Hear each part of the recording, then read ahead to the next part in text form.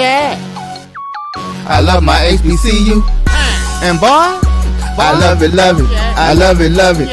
I love my HBCU. And man, I hope my team they won. Yeah. I hope my team they won. Yeah. Man, I hope my team they won. Yeah. I hope my team they won. Yeah. I tune into the HBCU Sports Lab to see if my team won or lost. If they lost, I'm quiet as a mouse. But if they won, keep tab. I'ma do the dab, yeah. Dr. Cavil, he know what he be talking about. Mike and Charles, they know what they be talking about. They compress the analytic data with this hip hop. If you know them like I know them, they gon' tell you if your team, if they won or lost, and who the ball. So listen to Professor, yes sir, and pay attention, cause he gon' teach a lesson. Disappointed in the points. Felt like we should have had some more points. We stalled out in the third quarter a couple of times when the defense was really playing well. We got to get that fixed. We'll get in here tomorrow, get that looked at. But we always like to learn those lessons in winning. And so anytime we can do that, it's a really good deal. We had a lot of bright spots, but there's just some little things that we still got to clean up through 4 games. We needed to see it so we can fix it before we get into conference play, which we're certainly looking forward to. Any questions? Bishop. Charles Bishop, Dr. Cavil is inside the HBCU Sports Lab. I'll start with Chase and I'll pivot to you, Coach. Chase, talk about your offensive line tonight. You had 186 yards, but you had some really huge holes that you were popping. Yes, sir. My big dogs up front, they took care of everything for me. You know, they paved the way for me. And, you know what I'm saying? I just took a good read and just followed my guys. And I'm really proud of them. They work very hard. They get coached hard, and they were sprung the correct way. So, you know, my guys, I'm proud of them. Coach, what does it say about your team, especially the offensive line, that you can finish a game in the manner in which you did with a strong running game? Yeah, you know, these guys, you know, you ask any one of our players, we do some stuff at the end of practice for times like that so that these guys can finish the game and make sure we out-physical the opponent when it matters in the fourth quarter. And so I was really proud to see it really work. We've been doing this for a long time, man. The 2 games we won, we've had to finish in the end. And we shouldn't have had to do that one like that today. But we seem to thrive in those moments. And then anytime those guys up front, we got some injuries. We got some guys that are missing up front. So it's encouraging that some guys that had to shuffle the O-line were able to still do that in these backs. Chase along with Lamaje. You know, Lamaje, this was his first game back. And so for both of them to have over 100 yards rushing with a shuffled offensive line, it certainly makes us proud as a staff. Hey, Coach. Let's go ahead and cut it there, AD. Want to say welcome to episode 712 of Inside the HBCU Sports Lab radio show and podcast. The show is covering the sporting HBCU dash for all things HBCU sports for institutions large and small, from the NAIA to the NCAA. We share insights and information on the HBCU sports culture, HBCU athletic aesthetics to facilitate the story of HBCU athletic programs and the business of HBCU sports. In short, we just call it HBCU sports pedagogy. I'm your host, Dr. Cavil, along with my co-host, Mike Washington, who is not just on the side. He's here, but he's having a little technical difficulty. We'll see if we'll be able to get that straight for him. Charles Bishop, as well as A.D. Drew. We're filming from our home studios in Sydney, Signal Live, KCOH 1230 AM studios with Texas Radio Hall of Famer, multi-Hall of Famer, if you would. Ralph Cooper still bringing it home in the beautiful home, Texas Southern University from Houston, Texas. With that being said, yeah, we've done at Prairie View. Shout out to Dave, man. Dave jumped on the site last week after the big victory. He's gone, so I do want to give some cigars to those that have had the victories and are true with it. Some folks like Drew, he true with it. Regardless what goes on, he gonna be there. He gonna get it done. Unless I'm on the plane.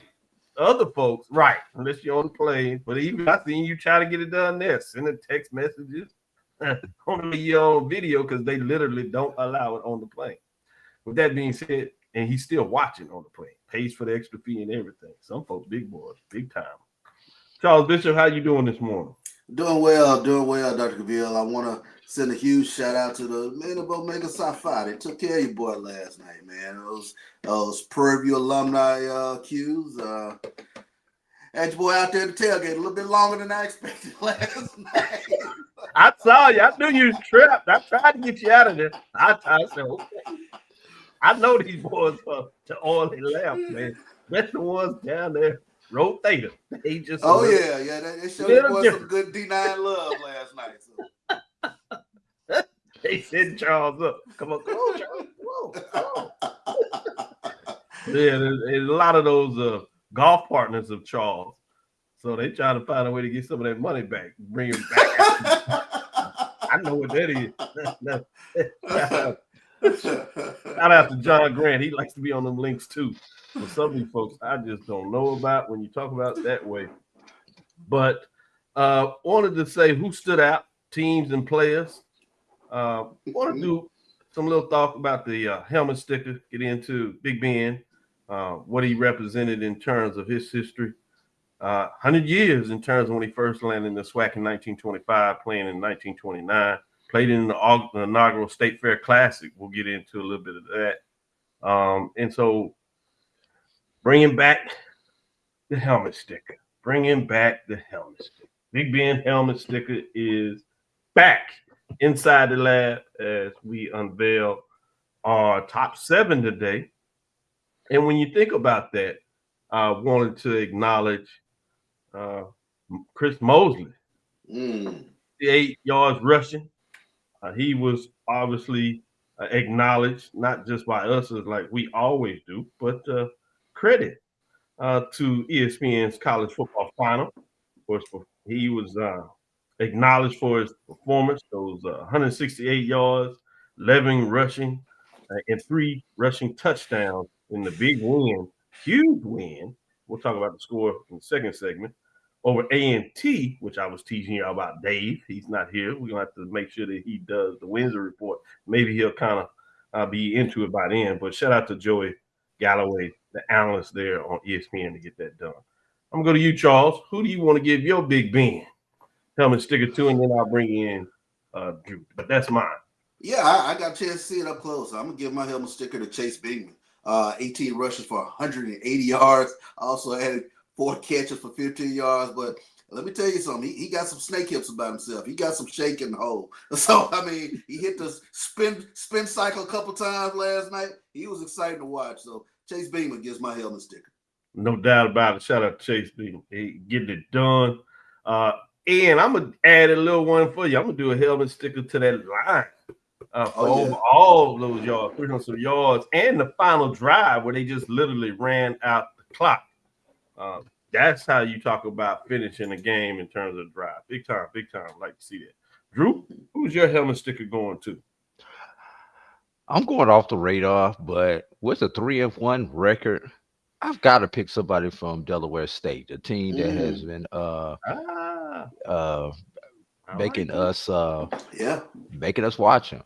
How about James Jones? Yeah. Only 7 rushes on the day, 111 yards, including a long of 90 yards and a 1 touchdown. Hit pay dirt 1 time in Delaware State's 39-10 victory over St. Francis.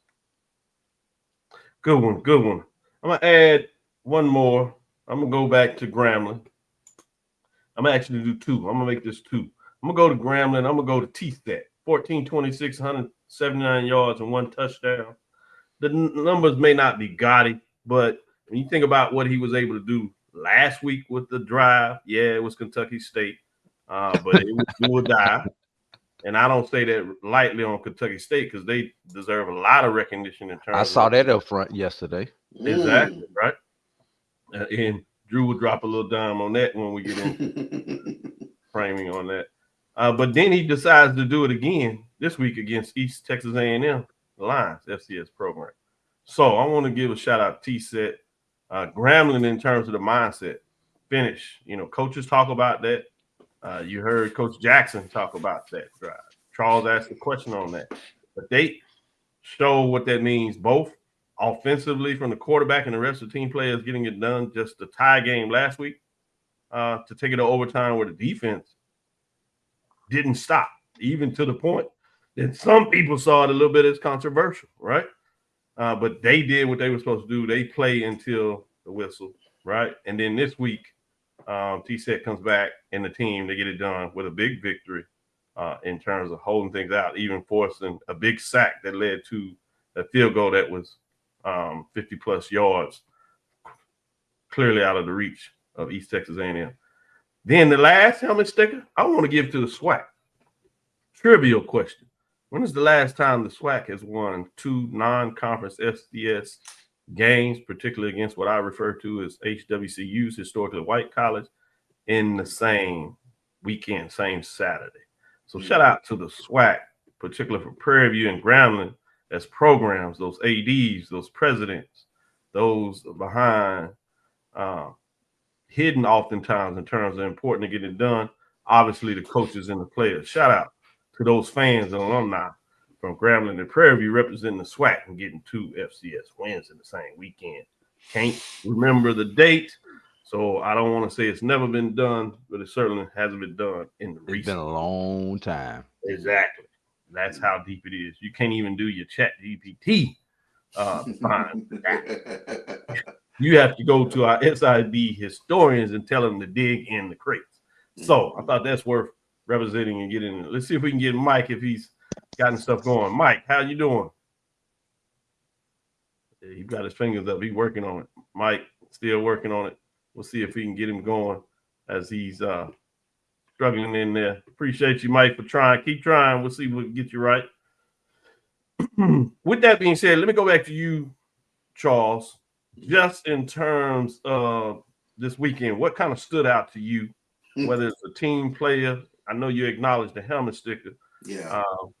We'll save the ledge until next segment. So I'm not talking about the ledge yet, but what stood out to you in terms of what took place this week? What stood out for me is in a rivalry game that you put up 765 yards of total offense. I just knew I read that wrong when I saw it, and then I looked at the score. And I said, "Oh my God, they wouldn't finish taking their foot off their throat." So North Carolina Central. I got to give it to them on that. I mean, Walker Harris went nuts in that game, threw for almost 400 yards. But I mean that stood out, and then. You had a lot of 100-yard rushes this weekend. Like, it was a really standout weekend for a lot of ball carriers around HBCU football. So that's really what stood out. And, I think, Coach Jackson kind of touched on something with regards to his quarterback, in terms of managing the game. But, a strong running game could take you a long way during the course of the season. And we saw some teams finish out games with their running attack and the offensive line carrying the final 4 minutes of the game. Yeah, those questions about QB Walker, one, may disappear at least for a little while. Then shout out to Trey Oliver. What's interesting, he said he has a personal relation. He likes Gibbs. They have a problem with A&T. I hate to see what happens if he don't like coach. I hate what he does to enemies. My goodness. Hey, Drew, you're on mute. Go ahead, back here. We want to catch your comment. I was going to say, you're going to have to buy me a lot of liquor at the bar to make me forget about that one, dog. You ain't lying. I'm not sure there's enough in the bar to make you. Well, I get you to drink a couple of them. You'll be all right. Drew, let me go to you in terms of what stood out, what direction you want to go into. Obviously, if you need, you can dip into some mid-major to give that as well. Well, I'm going to do a 2-for-1, Dr. Cavil. I'm going to talk about a major team while dipping into a mid-major with a crossover matchup between the FCS and a Division 2. How about what Bethune-Cookman in the get-right game did against Edward Waters? The numbers were not overwhelming, but 4 picks is 4 picks. 4 interceptions on the day for the Wildcats. So, that's how you beat a Division 2 team or a lower level team. FBSs do it to FCSs to D2s and NAIAs, but that's how you take the heart away, because when you have drives and then you just throw the ball right to the other person, between that and fumbles, the lower level team has no chance. Good stuff. Good points. I agree. It's one of those years.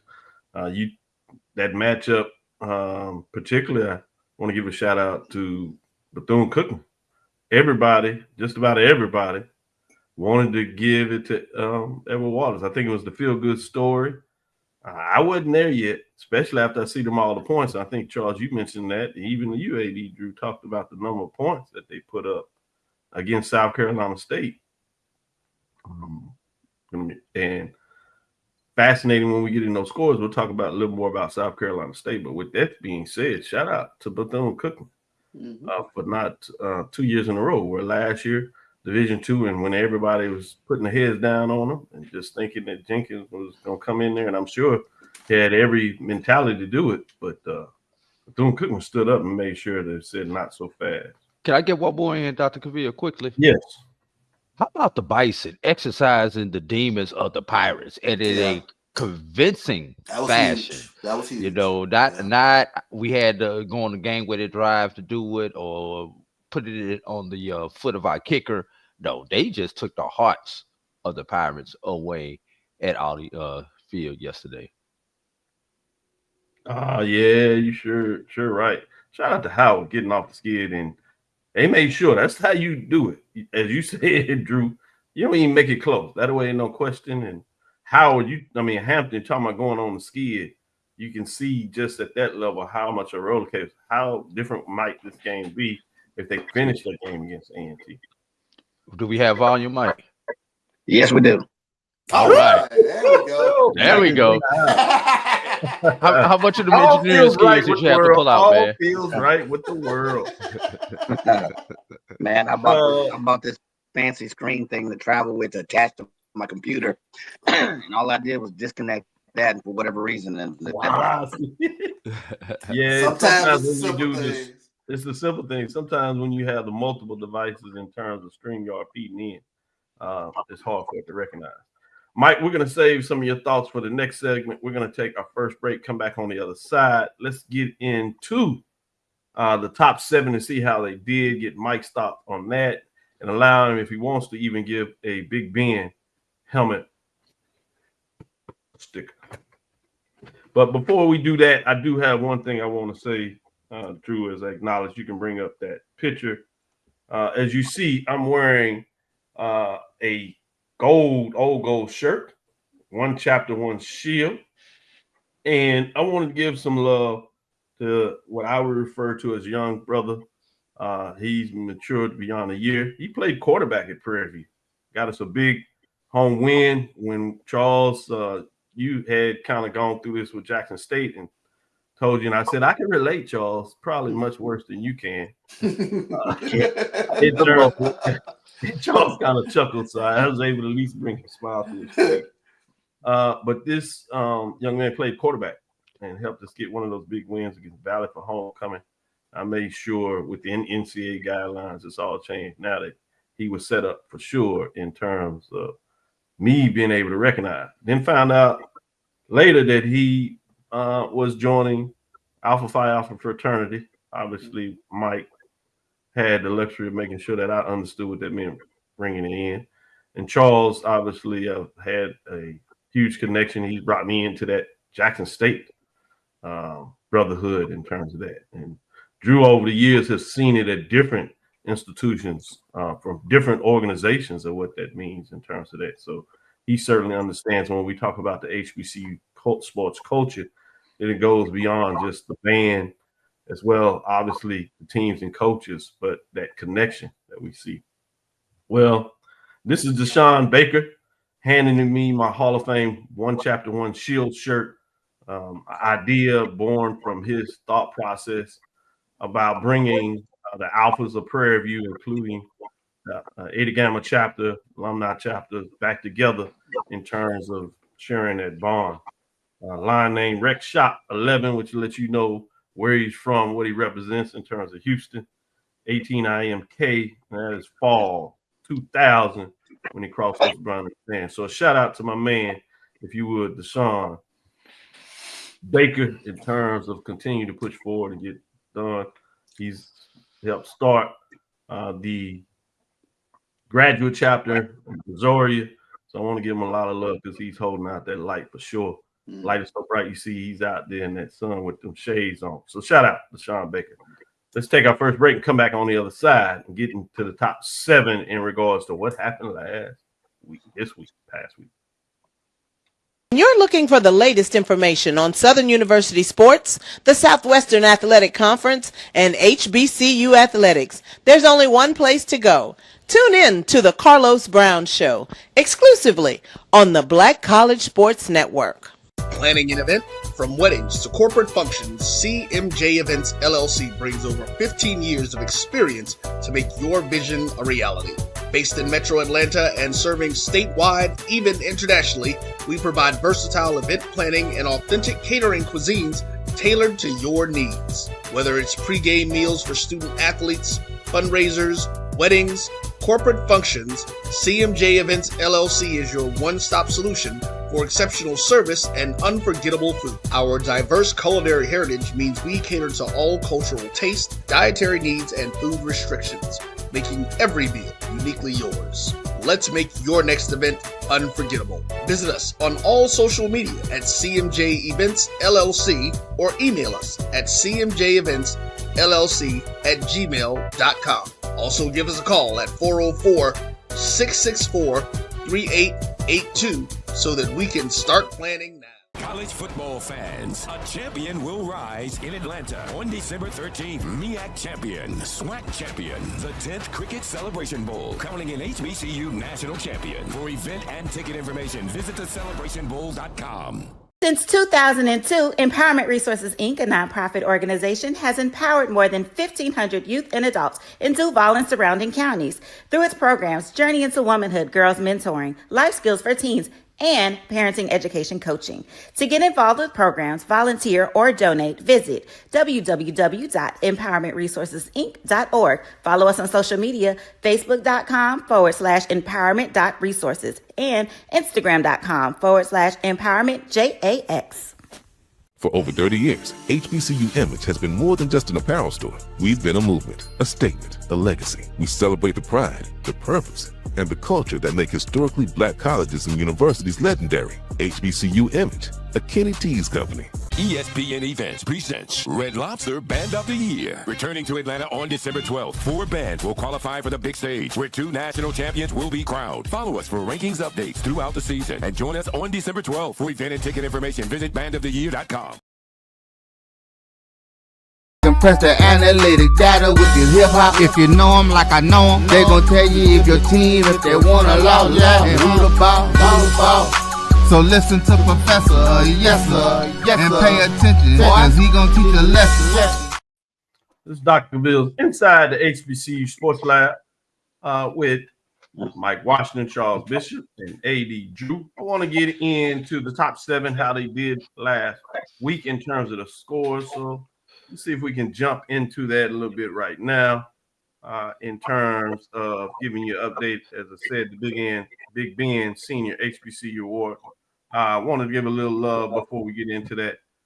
During the first decade of the SWAC creation in 1920, from 1925, 1929, there was a gentleman nicknamed Big Ben who distinguished himself collegiately, academically, fraternally as a member of the Wiley College team, as a SWAC All-American champion and Alpha Phi Alpha fraternity member. Obviously, at the time they were saying pledgees, 1925, initiated in 1926.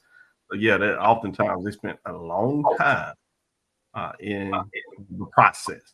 He was a fullback and a member of the Wildcat 11. He excelled outside the Eurocentric framing of the American football collegiate context of that era. Played in that inaugural, as we'll talk a little bit about, 100 years celebration of the State Fair Classic. The day of the Negroes were able to go to the fair at that time, the terminology they used, but you see what he did against as a Wiley player, beating up on Bishop, Langston, Prairie View at the time, and more. So I wanted to give him a specific shout out in terms of what it looked like.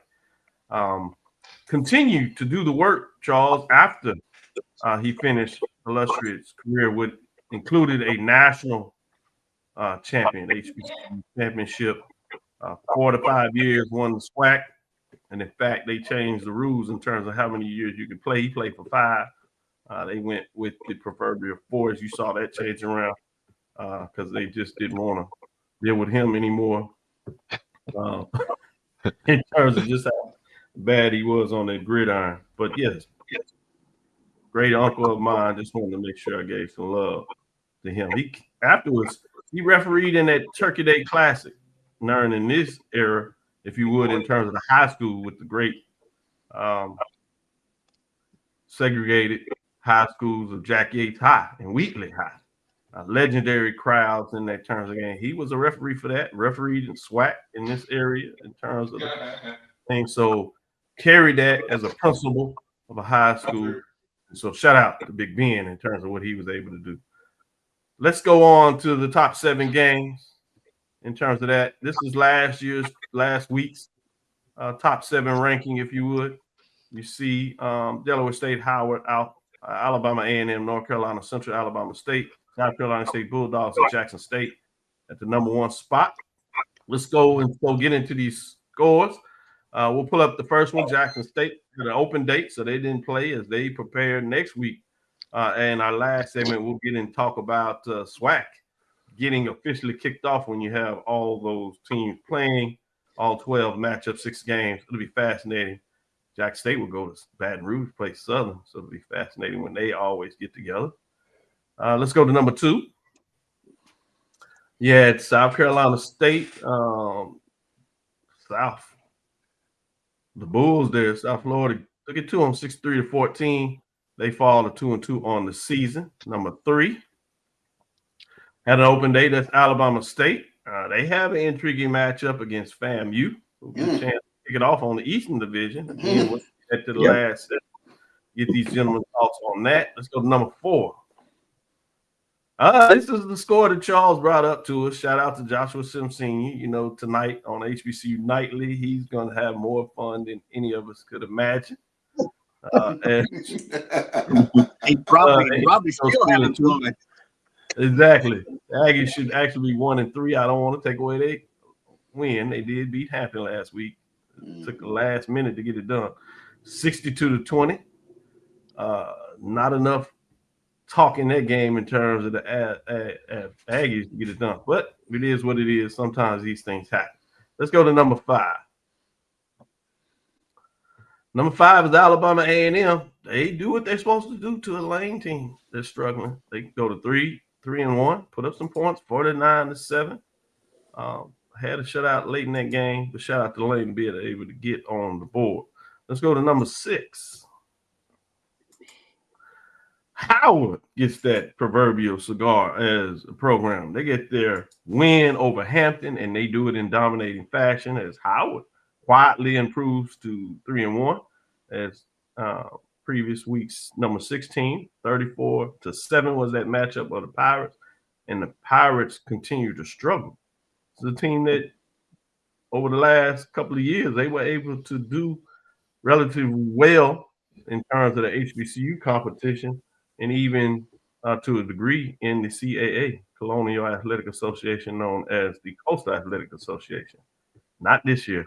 Gave away their proverbial win to A&T last week. First time A&T got a FCS Division I in some time. Let you know where Hampton is right now. Number 7. Delaware State, probably the surprise of us all. Coach Jackson, quietly, and maybe not for too long, getting it done over there, getting some good quality FCS wins, doing what you're supposed to do against those HBCU Division II programs. They improved to 3-1, defeating Flames. They're 39-10 in terms of St. Francis, team that is moving from Division I to Division III. But they again did what you're supposed to do to a program that is struggling. 39-10, solid win. Let me go to you, Mike. What are your thoughts in terms of these scores? Anything stood out? Top 7 teams here. Yes. Many of you, I think, sounds like CB pointed out the battle of North Carolina Central and A&T. I didn't think it would be done in that fashion. So, man, that's an understatement. But the one that stands out the most to me, if you're asking me, is the Howard game. I watched that game. And there should be a statistic. You know how in volleyball we talk about kills and digs? There should be a stat. If you watch that game, Howard had some kill shots. Seriously, their defense came to play. You talking about dominate? I'm talking about 3-4 kills. So I wish we could apply that stat somewhere because that game is where it applies. Howard dominated that game from start to mostly finish. Hampton made a couple of mistakes, you can say that, but man, that's the game that stood out. I did not think it would be that close. I thought Howard would win, but not like that. To me, that score does not signify how bad Howard beat up on Hampton. So Fascinating. Drew, what are your thoughts in terms of the top 7?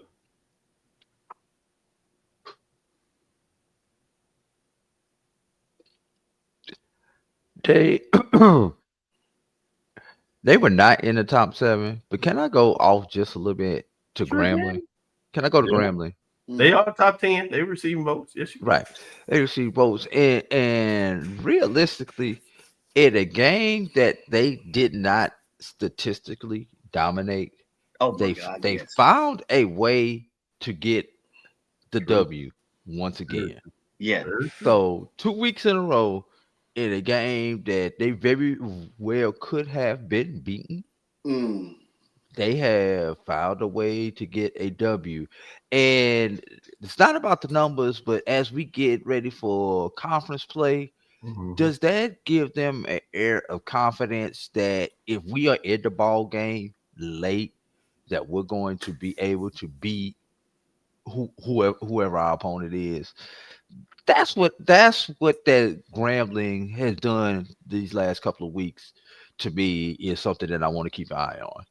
Yeah, can I add to that? Because I laid off that one, but if Drew is right, if you see that game, I saw parts of that game as well. If you saw that was Texas A&M losing that game, or East Texas they lost that game versus Grambling win that game. You really got the feeling if you saw any parts of the quarter. So for me, Drew, that to me gives ammo to the teams that are going to play Grambling more so than Grambling's ability. Look, Grambling played these teams and they really should have lost, really did lose in the charge. But to me, I had the thoughts. I was thinking like you, does that make Grambling just that opportunistic team? But I was thinking, if you look at Grambling and how they played, the teams they played, and the ones they should have lost, that gives me a lot of hope. I'm sorry, I wanted to throw that one in on that one, Doc. I guess it depends on which side of the Grambling coin that you sit on, Mike. Exactly. I was going to say, Charles would have stood up there and said, they get a chance to make a first statement next week in the State Fair Classic, the 100-year edition. But to your point, I want to say this. But this is also why I gave my helmet sticker to T-Set. They were 2-11 on third down. Third down, yeah. Yep. And one of those came on the last drive to tie the game. I mean, to take the lead 31-28 on a drive they needed to have on a 3rd and 10 at the Grambling's 37. So there is something to be said when it gets down to what I won't even say it on the air. But that time, right? Cutting is the terminology a lot of people put out there. They find a way to make the plays. I mean, at some point, we may see that the switch turns off, but other times they might just grow confident where if you are not careful, they're going to find a way to stick around. And then, as you said, they will allow you to mess it up. And they will take advantage of you getting it straight. So I don't know, one side of the coin or the other, to your point. Charles? And to your point, I mean, we've seen this before. Sometimes you win games that you're not supposed to, and you look up and you are the SWAC West division winner. We saw it last year with Southern. Exactly. How many games did they win? What, 2, 3 in overtime? 2 or 3 in overtime. The was just sitting in their corner last year. So you never know where that that will to win, that fight just keeps bubbling up week to week to week to week to week. And all of a sudden you look up and they're 7-1, 6-2. There you go. It's kind of interesting. Charles would go that way. He said overtime. Good point. I would drop to Michael. Go ahead. What stands out to be in terms of top 7, Delaware State, and they're turning heads week to week, but almost 300 yards rushing yesterday.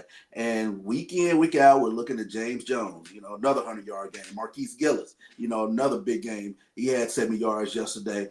And then they add that element with the quarterback, with Cade Bennett. He's been popping, for plus 50 yards, things of that nature. So, they got some defined playmakers, and that's something that just we haven't seen from Delaware State in quite some time. And it makes them a very intriguing team to sit back and watch. I mean, we got the monsters, South Carolina State, North Carolina Central. Howard has poked their head in there. And now, it's going to make for a very interesting MEAC season because Delaware State, week in, week out, we know they're going to run the ball and they popping folks in the mouth. I like watching. Can I ask a question to follow up that? Sure can. Will this year, for only the second time in Celebration Bowl history, will we see a BAC representative not from one of the two Carolinas? Maybe so. Maybe so. Howard's been the only one to break the Carolina threshold on Celebration Bowl berths. Yeah. Could we be possibly talking about Delaware State in the mix? Because if you'd have told me Morgan State, I would have bought that back in July. I would not have bought Delaware State back in July. Neither would I. Well, Morgan State got their get right game, and then they play Miles next week. We'll get right. So I'm like Morgan. I do want to say this about South Carolina State. I'm a little concerned from this perspective. We love what we saw them do against South Carolina, but that looks like a little bit of fool's gold. South Carolina has lost their last two games, and then you see the score against the Bulls of South Florida, USF. So I'm intrigued to see what that looks like. You got to imagine the Bulldogs will get it right when they get in conference play, but there's a little chink because, sometimes we don't look deeper past that game, and we all shout out and said, hey, man, they played with South Carolina, and they did. And also that's an indication that you go back and you follow South Carolina, they were top 25, and that's why you also looking at it. But now they're going to fall out of that top 25 after two straight losses where they were pretty much dominated and handled. So I'm interested to see as we kind of move along, what does that look like? Particularly now that you see a lot of people talked about the Bethune-Cookman South Carolina game, that they scored a lot of those points when those players are out. Well, we see this. Well, Charles said this. Sometimes you just need a little excitement, but we also may find out that it's not so much of who they took out, but that Bethune-Cookman finally figured out how they want to do this and who they got. And they took it out on the Edward Waters team that everybody said Edward Waters going to get it done, and it wasn't even close. So I'm intrigued about how these pieces of puzzles, as Mike loves to tell us, the data points. As A.D. Drew puts on the paper, look at the data. Charles reminds us as well, look at the data. Well, we starting to get these data points adding up. And in fact, we'll see what these data points say in this next segment when we unveil this week's top 7. We see Brian on there. He's a voter in the poll rankings. Doing history lessons. I like that. But leave it to Steve Gates to throw a hole in my argument. Steve, but those of us outside of the North South Carolina region, you just had to shoot my whole argument down. Everybody has either come from North Carolina or South Carolina for the Celebration Bowl. But no, leave it to Steve to we two different states. And thanks for my co-host Brian for having my back in that chat room, Brian. That's why you my boy, man. Oh boy. Yeah, they had the Carolina Classics, but now they want to claim they two different states. Yeah, exactly. But that's a different history lesson. Let's take our second break and come back on the other side. Let's get in this top 7. See anything change this week.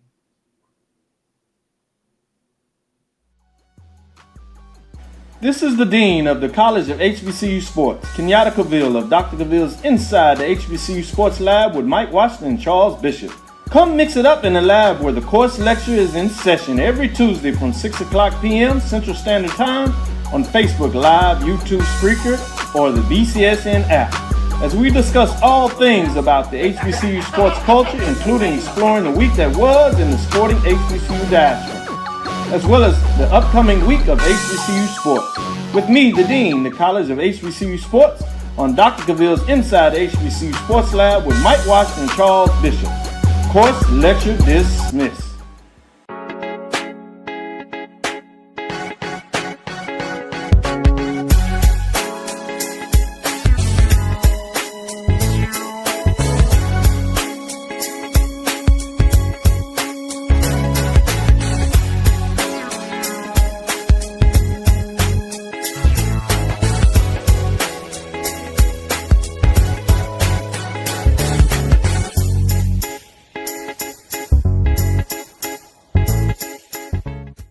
It's never too early to plant the seed, to share the tradition, and instill a sense of pride in your HBCU with your little ones. HBCU Pride and Joy Children's Boutique helps you share your school spirit with a wide selection of adorable kids apparel and accessories officially licensed from your favorite HBCU. Visit hbcupridejoy.com and follow us on all social media at HBCU Pride Joy on Facebook and Twitter. For over 30 years, HBCU Image has been more than just an apparel store. We've been a movement, a statement, a legacy. We celebrate the pride, the purpose, and the culture that make historically black colleges and universities legendary. Whether you're a student or a lifelong supporter, our gear lets you wear your HBCU story with confidence and style. Because when you wear HBCU Image, you're not just wearing clothes. You're wearing culture. You're wearing pride. You're wearing purpose. HBCU. College football fans, the Cricket Celebration Bowl is celebrating 10 years of crowning an HBCU national champion. A champion will rise at Mercedes-Benz Stadium on December 13th as the MEAC and SWAC champions clash in Atlanta. Join us for championship football, interactive fan experiences, and iconic marching bands. It's an HBCU family reunion that you don't want to miss. See who will be crowned the next HBCU national champion. For event and ticket information, visit thecelebrationbowl.com.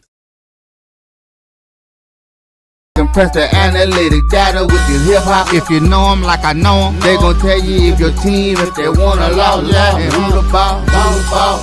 So listen to Professor, yes sir, and pay attention, cause he gon' teach a lesson. This is Dr. Ville's Inside the HBCU Sports Lab with Mike Washington and Charles Bishop. As we get into week 4, let's see what's going on. Dropping out this week. As you see the top 7 week 4, September 11th, let's get it going in terms of what this looks like. Dropping out. You don't see this often this early in the season where it kind of solidifies. So besides your top 7, I'd like to get your thoughts in terms of early on. Is this how the top 7 will end up? And if not, how many of the top 7 do you think by the end of the season will be in that top 7 mix? Whose fools go, who's not. Dropping out, nobody did. So let's see who's in the mix behind that. These 3 teams are receiving votes. So they may be one of those teams at the end of the year to throw some ointment in the mix. And it really sets up intriguing statement for the 100th edition of the State Fair Classic there in Dallas, anniversary year. You have essentially 8 and 9 matching up in that game. Grambling State comes in at 3-1, 135 points. Prairie View comes in at essentially number 9, 2-2, 1-0. Again, both of these teams had big victories, so they're going to be excited about wins they just had. And as we acknowledge against FCS, Southland members, fascinating to see how that worked out before the Classic. Mix as the Rattlers essentially sitting in the 10th spot at 1 and 2. They have a intriguing matchup coming up, but again, we'll break that down in that last segment. Let's get in the top 7. We know all teams are here. We'll see if there's any changes. Starting with number 7, we have Delaware State Hornets that improved to 3-1, 157 points, but they remain in the 7th spot. They do add a couple of points in there, so somebody may have pushed them up a little higher. Let's go into number 6 as we move along with the poll rankings. At number 6, we have the Howard Bison. Again, they got a big win over the Hampton University. Got the real HU back in there, the capital, if you would. They are 3-1 on 58 points. 6 places where they remain. Moving us to the 5 spot.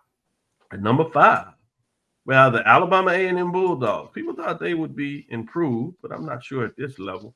Can they maintain it in what looks like a dominant East Division? Should make it even more intriguing to see what that looks like. But they're currently 3-1, 182 points, and they do remain in the 5 spot as they were last week. Bringing us to number 4. At number 4, we go out of the SWAC into the MEAC. North Carolina Central Eagles, 3-2 on the season. People were kind of questioning them as they were moving around. They were at the top of the poll. They slid it, but they've been solid Do have one first place, 189 points, if you would. Remaining in the fourth spot, they dominated their rival. And the quarterback, Walker, looked good into it. So I think people are feeling good in Eagles country. That being said, let's go to number 3. This is where we get a little change here. South Carolina State Bulldogs. I kind of put this out there a little bit because I had ran the numbers and saw what it looked like. They lost the first place vote. They fall to 2-2, 204 points. And they dropped from the 2 spot, which means we have a number 2 team. We'll see what that looks like. You probably guessed as you thinking the number 1 team probably stayed there. But let's see. Number 2 is Alabama State Hornets. They are a lot of people's favorites. Can they live up to it? They're 2-1, 3 first place votes, 206 points.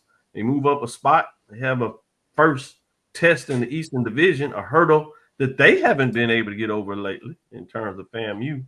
So it'll be fascinating to see how they look in terms of that first trip. In terms of that look like, and they have to go on the road. And number 1, we have none other than Jackson State Tigers sitting in that spot. They've been in that number 1 spot at the top for a minute here. So it's going to be fascinating when you think about them.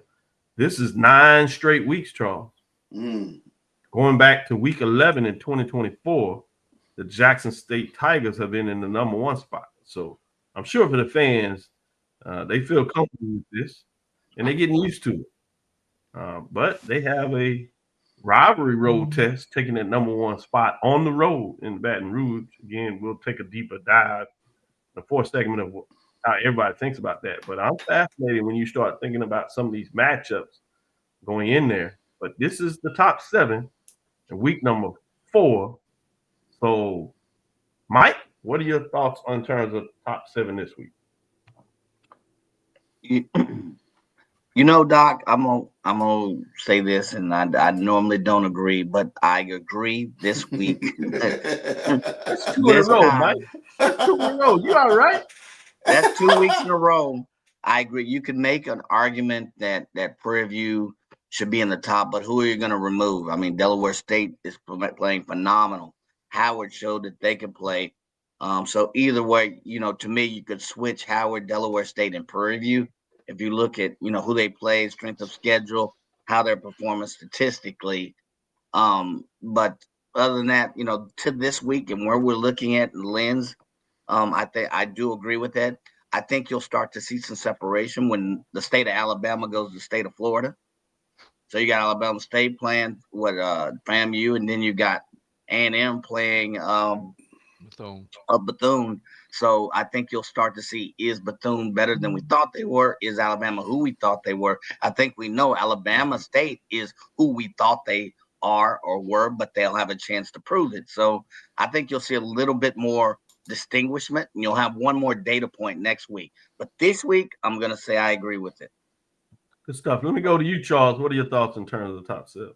I agree. I think this is appropriate. I think, when we did a lot of these preseason shows, I think all of us sort of circled September 27th as that weekend where stuff starts filling out, if you will. And it brings up a sort of an interesting thing with me is this that hurdle year? I mean, we saw A&T get a big win over Hampton. We saw Howard break the streak versus Hampton. We saw SWAC teams winning out of conference, 2 of them this past weekend. Big hurdle for Alabama State going into this September 27th weekend against FAMU.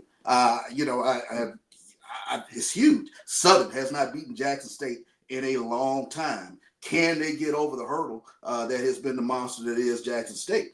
And, up there in the State Fair Classic, that's going to be a huge one as well. This is going to be such a fun week, and we will be lining up people next weekend on the ledge because some people are going to find out who their basketball coach is early. So.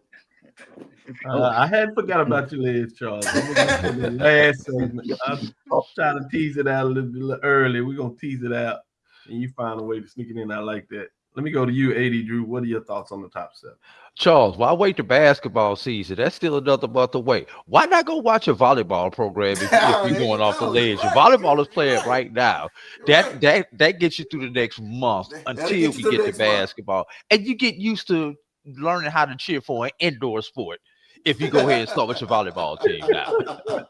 It'd be like Mike. You get to mark down those kills. Or for some, you may actually discover that you have a women's soccer program on your campus. That's chalking up the kills. That allows you to stay outside for those. Exactly. If you want to be outside. So you solve the issue for a lot of people. Yeah. But this was one of those weeks where there were not a whole lot of data points, because this is where we start seeing those proverbial buys over the next couple 3 weeks where teams get that buy-in. So if you're a team like a Jackson State, like an Alabama State, you're probably good wherever you were going in. The only thing you're going to do is move up, because that means the teams who actually did play did not handle their business. So everybody except South Carolina State, who played this weekend, handled their business. So, but South Carolina State stepping outside of their division, we can understand the why. One thing I want to focus on, Dr. Cavil, is a team that's receiving votes. Those 3 teams that are just outside the top 7, that being Prairie View, that being Grambling, and that being Florida A&M. Once again, Grambling picked up their first win against the FCS. We'll leave that one right there. Prairie View, a team that everybody would suspect that we should see on this list, and at some point in time we're going to see on this list. They had a pretty decent, tough non-conference schedule. So has that made this Prairie View A&M team battle tested? And then it's almost like, who the hell you gonna put in that last slot if you're doing the top 10? I mean, let's be real. You had Tennessee State, who is probably, if you do it to number 11, would probably be number 11, Dr. Cavil. Yeah, Tennessee State, whose lone victory is against a North Carolina A&T team, who at that point in time we considered a bad team, but then they get that win. And right now, we really don't know how to evaluate A&T versus a Florida A&M team who's done the sum squad of nothing and has only beat their Division II team. But that Division II team that they beat is one of the top Division II teams in the, in HBCU football. So, if you would, thank God 3 years ago you decided to go away from this top 10, because I would have had hell figuring out who that number 10 team is, Dr. Cavil. Thank Mike. He told me to run the data when we had the discussion. Exactly. Mike, I'm uncomfortable with this top 10. And this is from a marketing perspective. And Mike and I have these conversations. Sometimes they're outside of it in terms of 2 apparel companies. We won't get into that because they hadn't given us any funding. But Mike knows where I'm going with that in terms of who's the top and who is coming for them. But in serious, we talk about these marketing things from that perspective. And Charles always loves when we get in this conversation. And Drew, boots on the ground, that does this for a living from that perspective. And when we mix these things up, when we having these kind of conversations, there's always a strategy in terms of the decision, whether you're doing a top 5, top 7, top 10. And as we saw more football programs going and playing these money games, I thought it was a bad thing for the brand recognition in terms of having a top 10, particularly when you talk top 21. Because when you first did your top 10, it was really including mid-major and major programs. So you had a larger list sample size to pick from. When I decided to pivot and make sure, again, Charles later got in this conversation when you had programs like Jackson State, when we did that breakdown in terms of those programs over the years that should be looked at perennial programs branding wise, we kind of saw the subsets of how they broke down in a lot of ways of what that looked like. And so that marketing component of this, and I'm extending this a little bit to talk about that in regards to how important it is to understand in this modern age how do you brand things, particularly in sports for HBCUs, in such a way that it makes sense. And that ultimately was the data that drove us to say, all right, we need to move from a top 10 to a top 7. We still can look at it in terms of top 10 and those receiving votes, to Adri's point, and you can do a marketing when you set up matchups, looking at, number 1 going on the road, or 4 versus 5 as we started things off, to help have the talking points where you're branding the HBCU sports culture. And you can do it both in terms of the mid-major and major division.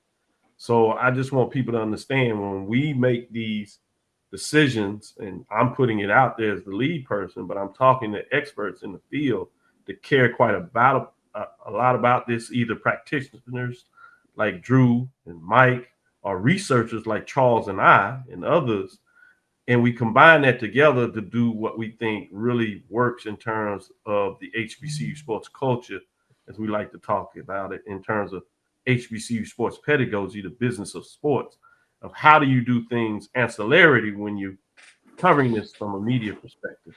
And those are some of the reasons and deep thought that goes into this, and they're not just random decisions. But that being said, take this last break, come back on the other side, and it's time to get into SWAC play. So we get a chance to talk about some key matchups. There's some in the MEAC as well, not quite there. Got a couple of weeks before we get into their play, but this final list is fascinating. When you talk about 4 teams out of the MEAC, 3 out of the SWAC, the 3 out of the SWAC happen to be in the same division, Eastern Division, while obviously the 4 teams with a 16 football field all in the MEAC. As I asked kind of coming into it, you would think some of these things are going to hit steady, but some going to fall out, because we have some matchups where teams have to play each other.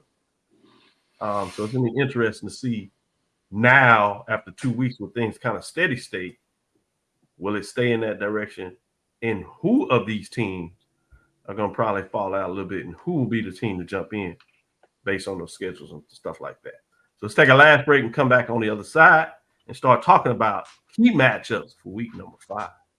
You're looking for the latest information. This is Brian Fulford. AD Drew and I are co-hosts of the BCSN Sports Wrap. We talk about all things related to HBCU athletics. From the games, teams, coaches, and fan interest stories, we cover it all. You can find our shows on Facebook at BCSN Sports Wrap, YouTube at MyJBN Online, and everywhere you listen to podcasts like Anchor, Spotify, Google, and Apple Podcasts. You can also find the show on the Jericho Broadcast Network's app. Make sure to download. We look forward to you joining the conversation and being a part of the show. The Cavil Group is a Florida-based marketing and training consulting firm. We help businesses communicate to their target audience and engage them in conversation. We also help to expand their audiences, which will ultimately result in growth for those organizations. In addition to being a certified constant contact specialist, my colleagues and I are also certified in John Maxwell Leadership Principles. We use these proven principles to conduct workshops, training, and private coaching sessions for individuals and companies looking to take things to the next level. Contact us to schedule a free consultation.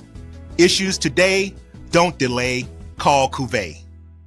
For over 30 years, HBCU Image has been more than just an apparel store. We've been a movement, a statement, a legacy. We celebrate the pride, the purpose, and the culture that make historically black colleges and universities legendary. HBCU Image, a Kenny T's company. College football fans, a champion will rise in Atlanta on December 13th. MEAC champion, SWAC champion, the 10th Cricket Celebration Bowl, crowning an HBCU national champion. For event and ticket information, visit thecelebrationbowl.com.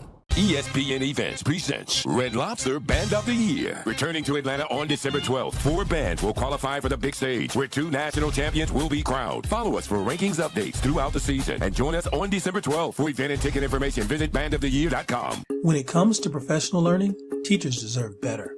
From the leader in online learning, Stride brings you the Stride Professional Development Center, an on-demand library of mobile-friendly courses that gives teachers choice and flexibility, allowing them to learn anytime and anywhere.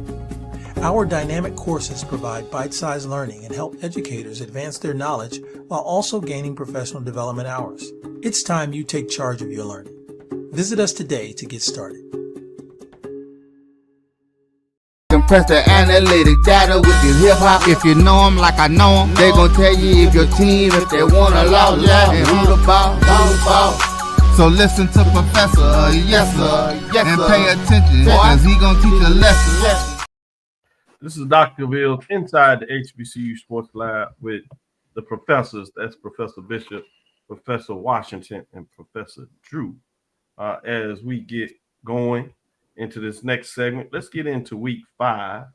Dr. Get your Cavil. thoughts on that. Before we do that, I do know that Drew wanted to have a particular question in terms of our closing segment from one of those that gets into it. So go ahead, bring that to the table. And during that break, I received a text message from the executive director of the Cricket BXWAC Challenge Kickoff and the Cricket Celebration Bowl, along with the Red Lobster Band of the Year. Good job, Drew. Yeah, That's good. Yeah. This comes from John Grant. Dr. Cavil, I thought these were weekly snapshot rankings. How do teams that did not play rank higher than those who did play? It is a week, and good question. Each voter particularly has their measure in terms of how they see week to week. So I think that's contextually important for each of the individuals doing the ranking, how they see that.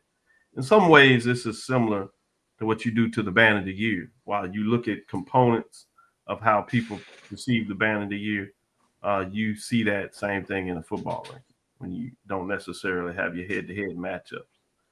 But while some people look at week to week specifically in terms of matchups and what did teams play, so you saw that a little bit in terms of South Carolina State losing big, and potentially why they fail.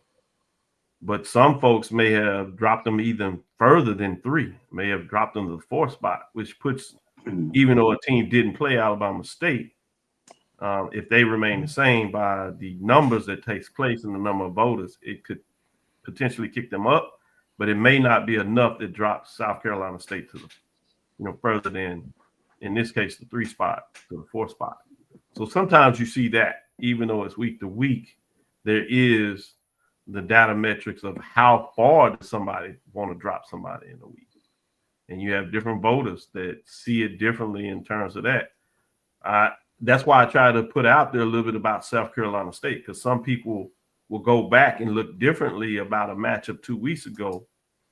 Even though they're looking at week to week, they still kind of look at things overall and say, hey, maybe South Carolina State is not quite as strong, particularly how a team lost, even though it's the FBS. You get credit when you play them close. Sometimes you get hit when you play gets away. So that's the way to explain. So glad we have those type of questions. Anytime, bring them in. We try to do that to our lab listeners as they interchange this dialogue with one another. And sometimes they put it out to us, so we put that up there. So appreciate it. Continue to text, continue to post, and we'll give you those updates. Looking at week 5 for the major division, week 4 for the mid-major division. I know that's something that drives Brian crazy, but we're going to continue with it. I was trying to figure out, Charles, who to start with. What is the big matchup? And I said, hey, we just did the top 7. So oftentimes I do this, but it even seemed to make sense today. Let's start with the number 1 ranked team. They're going on the road to Southern, to Baton Rouge, Capital versus Capital of Jackson, Mississippi, Capital of Mississippi, Capital of Louisiana, in the city Baton Rouge.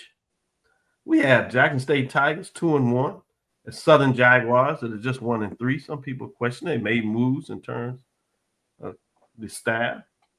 We'll see what that means in terms of what it takes in this matchup. This goes back and forth. Big brands in terms of championships over years. Southern is a little bit somewhat on hard time in terms of getting a championship. They've been in the mix now in terms of the championship game, but have not been able to stamp it out in a while, particularly since things have been played on campus. So, Charles, I'll start with you in terms of this Jackson State Southern matchup. What should we think? I've always been taught defense and a running game, they travel. They always pack the bag. So in that regards, Jackson State has checked the box on both of those. But I've also been told there's a point all streaks come to an end. So I think it makes for a compelling storyline when you take a look at Jackson State getting on the road, going down to Baton Rouge. Got a lot of Jackson State fans. I know they'll be hitting the road, heading down to Baton Rouge this weekend. But I think it's a very intriguing matchup, especially when we take a look at what's going to happen with Southern in regards to their quarterback situation. Who will get the start? Who has been the person who I think is doing well in practice this week? I think that's going to be huge. But, you know, Southern has a running game as well. A lot of interesting storylines in this football game.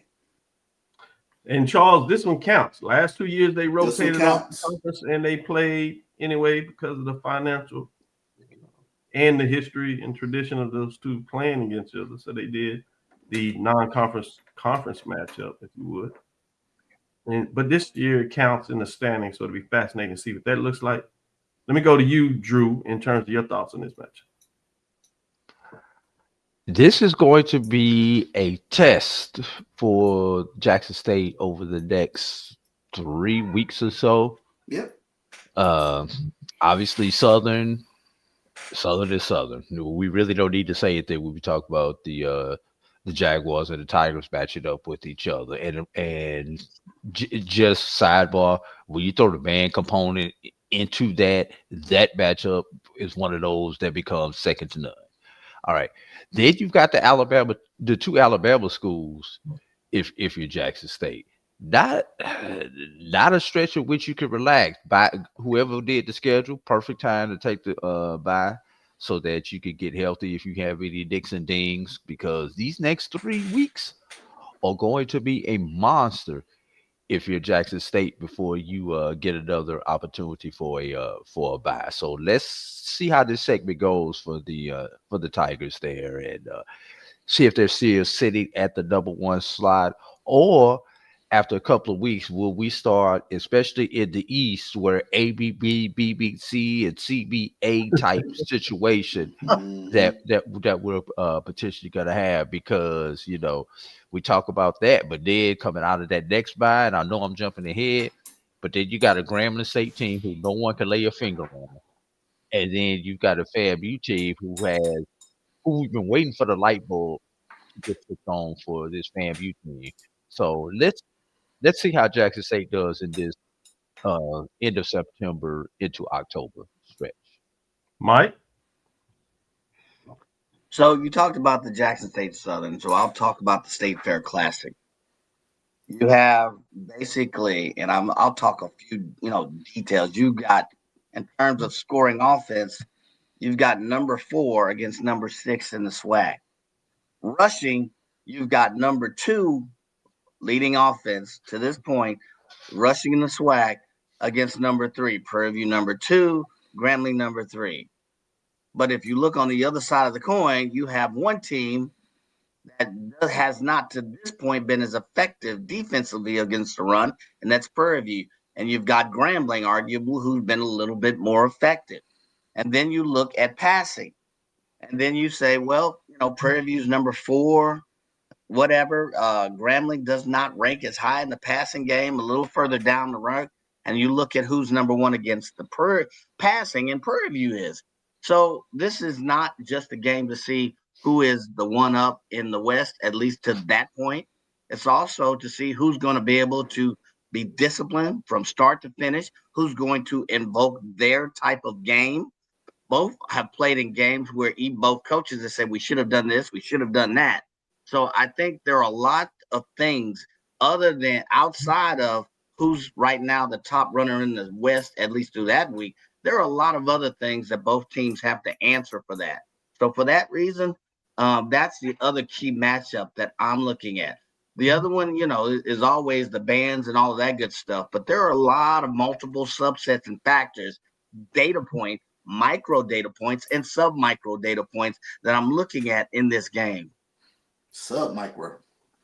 He got in there. How you just going to skip all the way down to 8 versus 9? Oh, show 80 Drew. Go to the slide with 8 versus 9. So Big Mike can see that I at least had it on the radar. Boy, I tell you, Mike does his own thing all the time. One of these kids are not like the other. Yeah, I got it.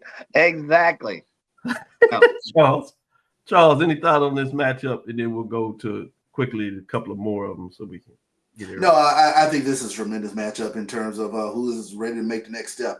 Is Grambling, are they back? I think that was both teams have been very impressive out of conference victories, and I made that point last night with Coach Jackson. You know how important it is to get these out of conference wins, and he just talked about with regards to Northwestern State, the competition they played out of conference made them faster, made them a different team, and in turn, it's going to make Prairie View a better team. So you got the same sort of micro subset thing going with Grambling as well. See? Catchy word, huh? It was sexy. Worked out well. Hey, let's go to this next matchup, top 10 matchup ultimately. Eastern Division side, since we just came out of the West, which is number 2 Alabama State Hornets versus number 10 Florida A&M Rattlers, essentially. Questions in terms of whether Alabama State should be that high, number 2. FAMU, Drew talking about how difficult it was to get that final team in the 10 spot, essentially. They're outside receiving votes to get in the top 7. But if nothing else, this is the Eastern Division matchup. Alabama State has not had success against FAMU, even less in terms of going down there to Tallahassee. But you have the Hornets coming in at 2-1, feeling good about themselves. They were off an extra week to prepare with FAMU as well, having an extra week off. 10 versus 2. Drew, what are your thoughts in terms of this matchup? Let's hope the mystique of Bragg Stadium holds for Florida A&M, because at one point in time you were so worried if you were an opponent going into Bragg. Well, we see what happened with that last year, and we've seen what has happened subsequent to that. And then you have an Alabama State team who has showed, as long as we have a healthy body, no pun intended, we have a chance to really run up the points against you. So would not surprise me to see a road upset. I don't want to hear it, Rattler folks. I need y'all to come to reality. That this could be a precursor to Alabama State becoming that contender, that top contender for the Eastern Division title, or it could be Florida A&M saying, "Not so fast, my friend," to quote Lee Corso, and reestablishing themselves as a team that will be a player when it comes down the stretch in the SWAC East. But I'm actually leaning Alabama State in this particular matchup. I like that. Good points there. Good points there. Let me go to this next matchup, if you would. And I want to bite of that one. All right, go ahead. Go ahead, Charles. I think you and AD, you talked about Jack State over their 3-game stretch, but to me, Alabama State, there's no team that has more pressure in HBCU football than Alabama State over their next 3 games. I mean, when you take a look at this is a huge prove it to me game. And as you mentioned, they finally have all the pieces in place. Their body is healthy. They have the defense, championship level defense, but they're going to one of the hardest places to play in all of HBCU football. This could be a huge statement victory for Alabama State. Then they host Bethune-Cookman at home the following week. And then they've gone to Jackson and they've won before. So this is a huge 3-game stretch for this Alabama State program. And it starts here this weekend. Can they actually get it done? And I mentioned earlier in the broadcast, there have been several teams that have gotten over the hurdle. Could Alabama State be that next team to get over the hurdle this weekend? This is their "What's Your Excuse Now, Roy" tour. That's the way I look at it. For those of you young enough, when Tarver, the boxer Tarver was playing going against Jones, boxer. Tarver had lost, and Jones, who was the best pound for pound boxer, had won, and now He went up against him and said, well, this was the excuse. We didn't have this. We didn't have that. We didn't have this. For years, Alabama State said we didn't have all the pieces. We didn't have this piece. We missed this piece. To me, I agree with Chuck. They got all the pieces now. So now you look at Alabama State and say, what's your excuse now, Roy? So. Oh, that's crazy. Let's go to number 3. We're going to get a chance to really break this down on Thursday, so I don't want to spend a lot of time. I just want to acknowledge these top 7 matchups, if you would. You have 3 versus going outside of the conference matchup, South Carolina State, Charleston Southern, that's 0-4. You imagine South Carolina State is going to find a way to do it. It is a road game, so those are always tough. Let's go to number 4 matchup, if you would. That's North Carolina Central. Intriguing. 3-2, East Texas A&M Lions. Played them a couple of years ago. In terms of what this looks like, they're going on the road. Relatively long trip when you think about it in terms of traveling to Texas. We've seen what Grambling has been able to do in this matchup, but I'm kind of intrigued to see what this looks like. These Lions are 0-3, but they've showed you that they've kind of had the moxie to stay in the game, so it'll be interesting to see what that looks like. At number 5, again, we'll take a deeper dive on these, so check us out on Thursday when we start really looking at the weekend. But I just wanted to show you what was on. This becomes a conference matchup. Tease this out a little bit. You have number 5, Alabama A&M Bulldogs. They take that number 5 ranking on the road to Bethune-Cookman Wildcats. Both of them are feeling good, beat up on Division II programs. Bethune-Cookman got that early win. They have played 2 FBS programs, one of them being Miami, which a lot of people after what Miami did last night are seeing them even more so as a top 5, if not higher, type of team. So it's interesting to see kind of what that looks like. At number 6, we go to Howard Bison. They had Richmond Spiders. Spiders are 2-2.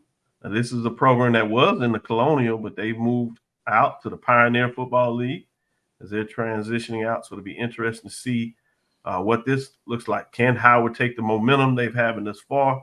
Go on the road, tough place always to play in terms of on the road. Richmond get that victory, so I'm interested in that. And number 7, if you would, is Delaware State Hornets at Sacred Heart Pioneers. Both teams are 3-1. Pretty solid. Delaware State has found ways to win. They got to do it on the road. This is a Sacred Heart team that has won in terms of other MEAC matchups. So I'm kind of interested to see, can we get some data points in terms of Delaware State being solid beyond what other MEAC teams were able to do. So I'm interested in there. So I want to talk about that. A couple of other matchups I just want to shine some lights on. I don't want to get into it.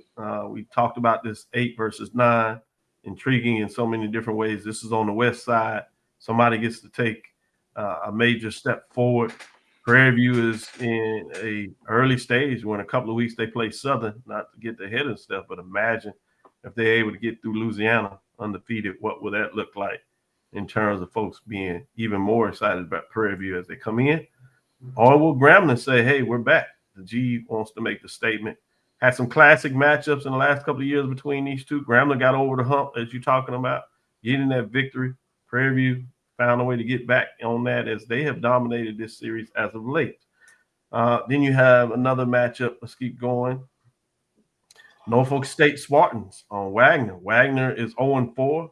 This is one that you talking about the FCS going into the NCC. Norfolk State played relatively close in terms of the Sacred Heart matchup, lost by 3. I think some people were pleasantly surprised about that. It'd be interesting to see, can Spartans get back to the winning ways? You would think the Wagners would be the elixir in terms of what that looks like. We have our mid-major matchup next when you talk about Miles Golden Bears and Morgan State Bears. Miles Golden Bears are 0-4. Drew told everybody that would listen to him that this is not the Miles Golden Bears that we've come accustomed to over the last couple of years. And Morgan State Bears got a victory last weekend, so they may continue to roll as they're on their Division II schedule part that they're doing, and they're showing them how they feel about them and getting it done. So I'm intrigued about what that looks like.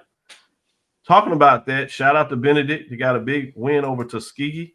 We'll talk more about that on Tuesday. This is a program that dipped down, so I only bring that up. Can Miles coach, even though they're on the slide, can they find a way next year to bring him back up? quickly. We'll see what that looks like, and we'll see if in a lot of ways can Benedict continue to push forward as they got that big victory. Next one is the Arkansas Pine Bluff Golden Lions in terms of that matchup against Alcorn State Braves. Fascinating to see what that looks like. Both teams need a victory.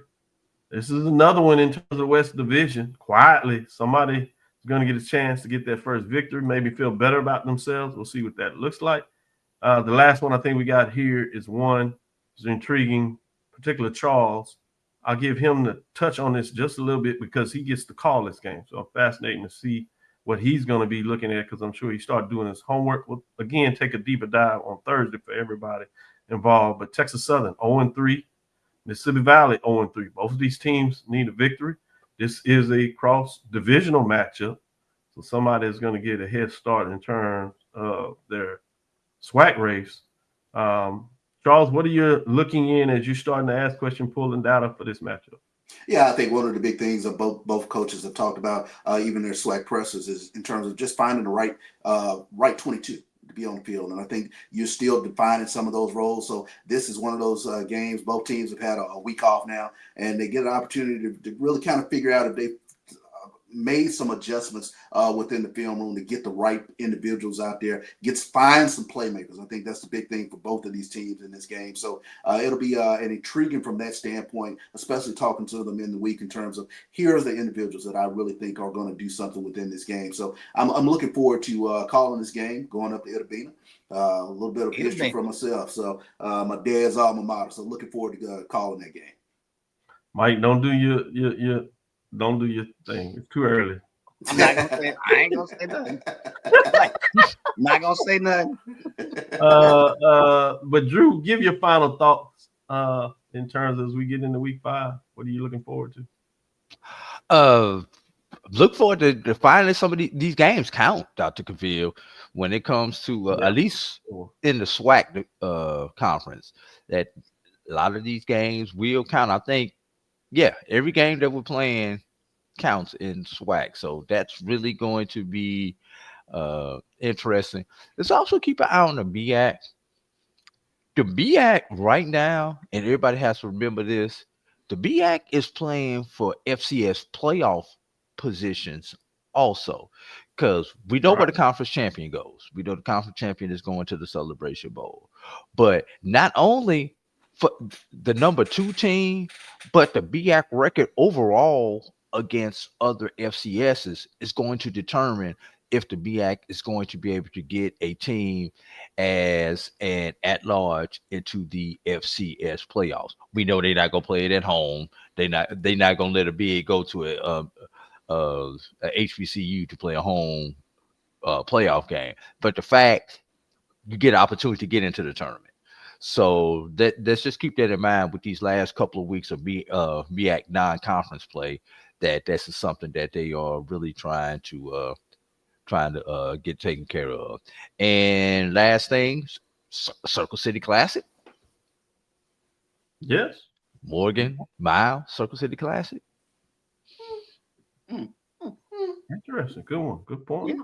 Mike, final statements. And I like what you said there, Drew, in terms of breaking it down. Playing for those additional spots, especially when you think about the Ivy League now has decided to participate in the FCS tournament. So that's a spot that usually would go to at large that may not go now. Well, will not go now. So that's interesting. Mike, any final thought? Yeah, a couple of things just to build off, what Drew said is that in the SWAC, this to me is the first week that we've had circled and it gets real. If you look at the matchup, and you're going to start to see some points of distinction, a couple of more what I call really key data points in the SWAC. I don't want to disregard the MEAC because Drew talked about playoff spots, but I know Dr. Bill hates me to use this term, eye test. But you got like Delaware State playing Sacred Heart. You got Norfolk State playing Wagner. Howard playing Richmond, which, Vegas has Richmond winning. No matter how well are these teams in this week 4 or 5, depending on where you're at, how well are these teams going to stack up against them? How are they going to look playing these teams to me as well? Yes, some may lose, some may stay, but Now, you've got an Texas A&M team playing on, this third HBCU. How is North Carolina Central going to look playing this team? So yes, it is to a certain extent about playoffs, but do these teams in the MEAC, do they look to meet the eye test as after that they go more deeper into their conference? So to me, it's, in the SWAC, you're starting to see some separation, or at least the beginning stage of separation. Whereas in the MEAC, I'm like, which teams really meet the eye test as they play outside their conference? So East Texas is the new McNeese for HBCU opponents. I was asking that. I was like, are they the new McNeese? Well, let's get out of here on this note. Those games that don't count and do count were interesting because it was tough on in the CIAA.